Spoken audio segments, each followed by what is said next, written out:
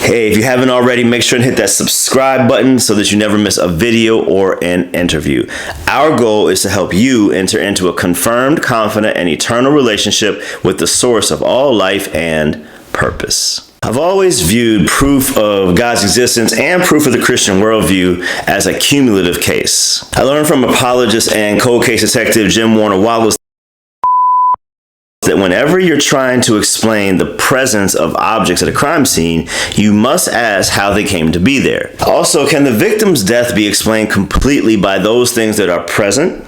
If we think of the crime scene as a box, can you solve the crime by only assessing those people and objects inside the box? This analogy can help us in understanding the evidence for God as creator of the universe. The question is, can everything about the universe and the elements that comprise it be explained by only looking within the box or the universe? Virtually every scientist now agrees that the universe had a definite beginning in what is called the Big Bang. As David Beck elaborates on the premises for the cosmological argument in chapter 9, he writes that this system, regardless of how complex and interconnected, and regardless of how extensive it may be, is nevertheless finite. Everything from Albert Einstein's theory of general relativity, which showed that space, time, and matter had a beginning, to the discovery of the radiation afterglow of the Big Bang in 1965 by Arnold Penzias and Robert Wilson, to the discovery of the great galaxy seeds reported by astrophysicist George Smoot in 1992, all showed that the universe had a definite beginning.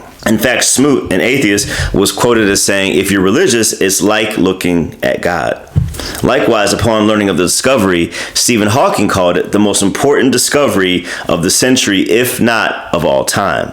Though atheists lauded these and other scientific findings, they've unwittingly backed themselves into a corner that seems to violate their naturalistic worldview, which presupposes that there are only materialistic or naturalistic explanations for everything. So I phrase it to skeptics in this way: nothing can create itself.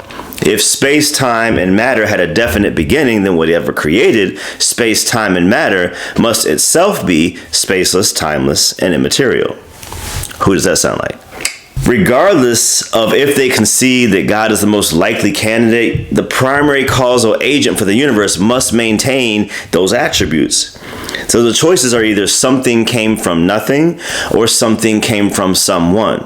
And everywhere I've spoken, I've yet to find anyone willing to logically support the premise that something, especially something like a universe, can come from nothing, or that makes more sense than something coming from someone. Occam's razor instructs us that in explaining a thing, no more assumptions should be made than are absolutely necessary. Too many unknown assumptions must be made in order to verify a purely naturalistic explanation for the creation of the universe. As I stated at the outset, the cosmological argument has a weakness in that it doesn't get us all the way to Jesus as Savior.